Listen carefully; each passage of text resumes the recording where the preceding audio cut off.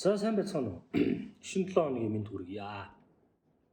За өнгөрсөн 7 хоногоос дэлхийн санхүүгийн зах зээлийг түүээж буй гол мэдээний нэг нь Украины дайн биш, худалдааны дайн. Тэгэхээр та нар нэг ийм кино үзчихсэн үгүй юу? Энэ их сонирхолтой кино байсан. За энэ Big Short гэдэг тийм. За энэ кино 2016 онд гарлуу яалаа. Тэгэхээр энэ киноны санаа нь 2008 онд Америкийн моргижийн хямрал гэж болж ирсэн. Тэгээд моргижийн хямралыг өөрчилж тооцоолж үүнээсээ уналтаас нь ашиг хийсэн хэд хэдэн бүлэг хүмүүсийн талаар харуулдаг кино. За одоо энэ түүхэн кино шүү. Хамгийн эхэлж мэдсэн хүн энэ хүн байдаг. Яг энэ баримтад юун дээр болохоор одоо энэ ингээд хамруулчих л байлаа.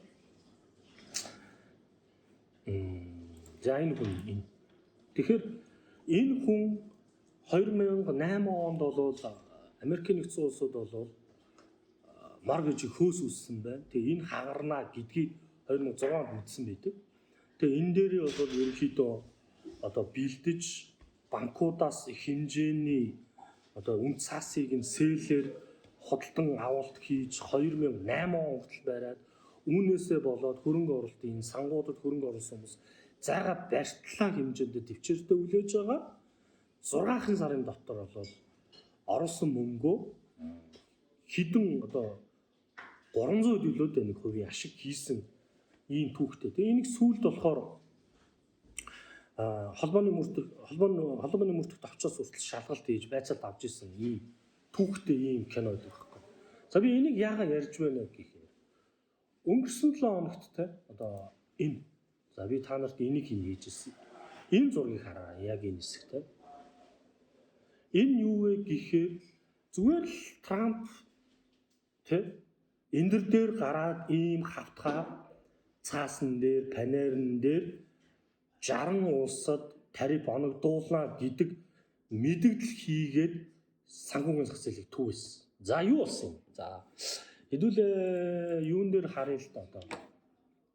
За биткойныг харъя те.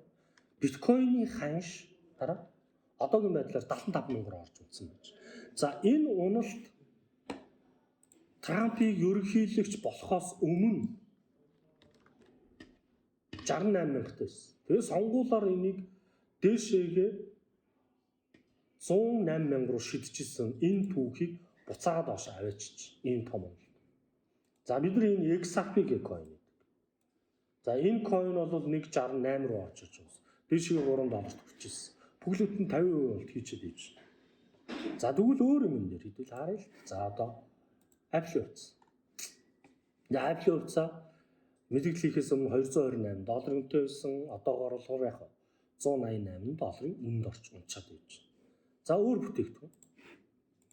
За индексийг үзье л та. Жишээ нь Nasdaq 100 бас яасан 20,400-с одоо 16 мянгаар орсон. Ойролцоогоор 4,000 функц $4,000 уналтыг хийцэн байж. Бүх юм унж. Алтч унжин. Доллараас авчин. Энэ бас үндэс доллараас унжин. Өөрийн унжин. Криптонууд унжин. Хувьцаанууд унжин. Азийн хувьцаанууд бүгд унсан, тий? Америкийн хөрөнгөний зах зээл унж байгааг зүгээр л энэ Nasdaq-ийн 100 индекс, S&P 500 одоо DG30 гэж Dow Jones индекс эдрийг ингээл унахыг харахад мэдэж байна. За тэгвэл нөгөө талаа. Уул нь бол энэ дараа нөгөө хөрөнгө оруулалтын шилж хөлбөр гэж үүдэг байхгүй. За юу вэ гэхээр хэрэв хөрөнгөний зах зээл ураад хөрөнгөний зах зээл аюултай боллоо гэж үзвэл нөхдүүд мөнгөө гаргаад юу руу хийж идэг? Алт руу хийж идэг. Биткойн руу хийж идэг. Тэ? Найдвартай хөрөнгө оруулалт хэрэгслүү хийж идэг. Эдийн засаг 50 болоод эхлэнгүүт хүмүүс мөнгөө ерөнхийдөө нөгөө хувьцаа руу хийж эхэлдэг. Тэ ил өгөөжтэй бонд руу хийж эхэлдэг. Ийм процесс руу явж идэг. Тэгэхээр энэ процесс аль алин дээр байх хараа. За бид түрүүсэн тэ индексүүд унтсан, доллар нь унтсан, биткойн унтсан. Ер нь бол крипто зах зээл бол яаж юм гэсэн. Улаанаараа хэрэгж. За одоо энэ дээр за энэ юу гэж юм? Нүүрсний үн унж юм. Бүх зүйл унж. За энэ яг юуг илэрхийлж байна вэ гэхээр дэлхийн санхүүгийн зах зээл дээр 2008 оны хямрал шиг шинж үүсэж байна. За тэгвэл хэдүүлээ энийг Dow Jones Index дээр за харъя те. Энэ уналт бол 2025 онд гарч ирсэн унал. За энэ шиг зүйл өмнө юу болсон юм бэ? Зүр сонирхъя те. Энд нэг унжсэн. 2020 онд нэг юм унжсэн. Ковидын үеэр. За энэний уналт бол 9750-аас 6500. Ойролцоогоор 300 $3,000 уналт байсан бол энэ уналт яаж байна? 20,000-аас 16,000 $4,000 уналт. Илүү. За ковидоос өмнө хизээ байсан бэ?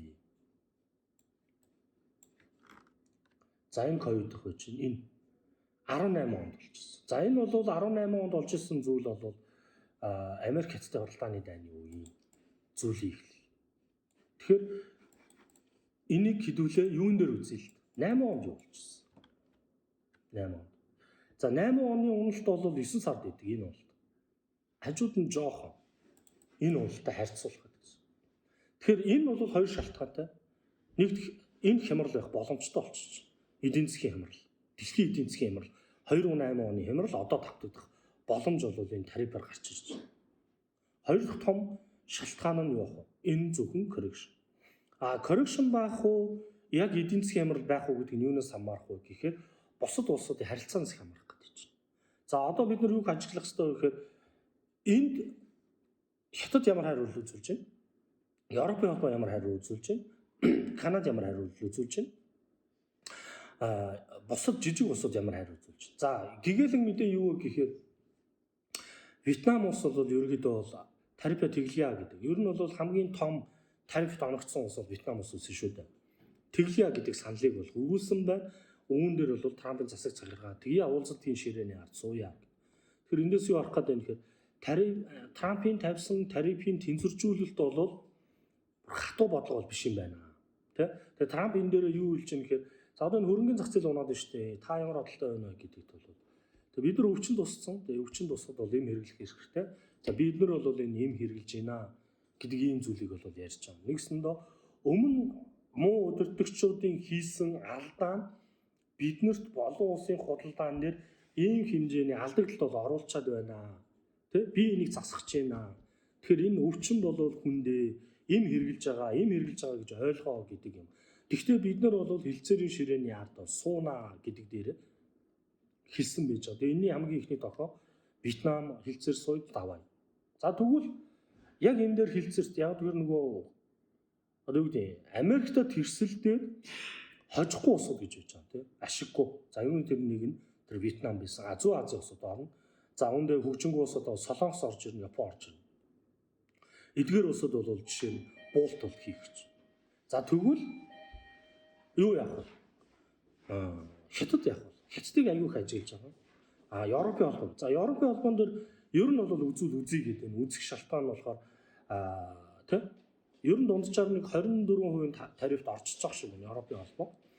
За Европын холбооны ерөнхийлөгч бол юу гэж хэлж байгаа гэхээр хилцээрийн ард сууя нэг ивэр шийдье гэж ярьж байгаа бол Францын ерөнхийлөгч Макроны болохоор ер нь бол тийм Америк руу хөрөнгө оруулалт битгий хий гэдэг. Ер нь бол байлдъя гэдэг ийм санааг бол ингэж гаргаж ирж байна гэсэн. Хэрэв байлдаад эхлэх юм бол дэлхийн эдийн засаг сөрөг нөлөөлнө. За статистик үзүүлэлтээр хараад үзэх юм бол хятадын эдийн засаг бол 0.7% агшилт үзүүлнэ гэдэг дахин статистик гарч хэлж байна. Америкт бол эдийн засгаас агшин. Тэгээ энийг бол энэ компаниуд одоо худалдааны хилцээр хийж тохируулахгүй бол компанид ямар арга хэмжээ авах. Жишээ нь Volkswagen компани Мексикт байгаа үйлдвэрийнхаа хэмжээг бууруулад энд өсч буй өртгийг шууд хэрэглэгчдэд зоох гэж.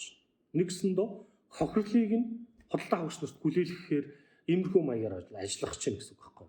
Ер нь худалдааныхын тарифын юм уу.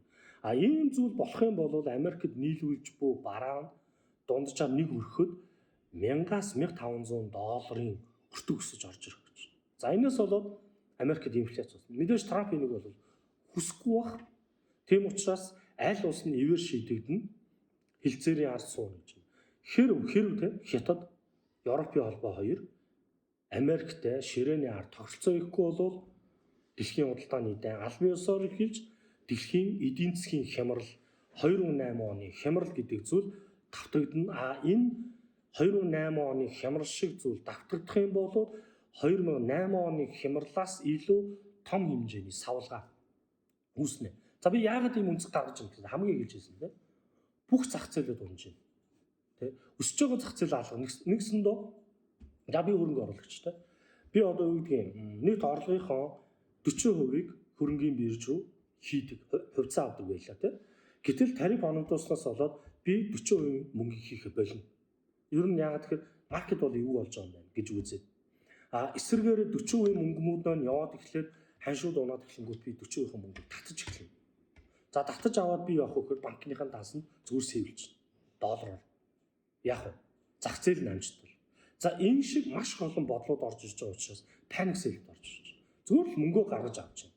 Аль руу ч хийхгүй. За хувьцаа унсан бол алт руу ичээж юм уу те. За алтаас гаргаад ерөөхдөө хувьцаа руу Alibaba-гийн хувьцааг авчи, Apple хувьцааг авчи гэж боддог байсан бол одоо бүгд бодохгүй, бүгд зүгээр сэвэлж байна. За энийг бол бидний үгж өвөл айс үе гэж те. Ер нь бол өвөл болохоор бид нар яадаг ичээндээ ороод нэгсэндээ хамаагүй хөдөлгөөн хийхэ болоод хадгалсан хүнсээ юу гэдэг нь баг угаар хэрглэж намар хавар болтол бид нар яадаг вэ? Хөдөлгөөн хийдэг. Тэр шиг эдийн засагт яадаг вэ гэхээр хүмүүс олсон мөнгөө илүү зардал хийхэ болоод хувьцаа руу хийхгүй, биткойн руу хийхгүй, индекс руу хийхгүйгээр зүгээр л кашлаад байдлыг хардаг. Ийм процесс руу ордог. За ингээд эхлэх юм бол зах зээлд ерөнхийдөө хямралын шинж ороод ирсэн байна. Ер нь бол эдийн засгийн хямрал бол явах магадaltaй байна гэсэн мессежийг хүргэж байна гэсэн үг. Тэгэхээр цаашдаа бид нар худалдааны дай яах нь бус тусууд ямар хариулт үзүүлэх нь энэ эргээр шийдэгдэх үү, хуцдах уу гэдгийг бид нар харах үлдэж байна. Та ямар нэгэн бодолтой болвол комент хэсэгт бас үлдээгээрэй.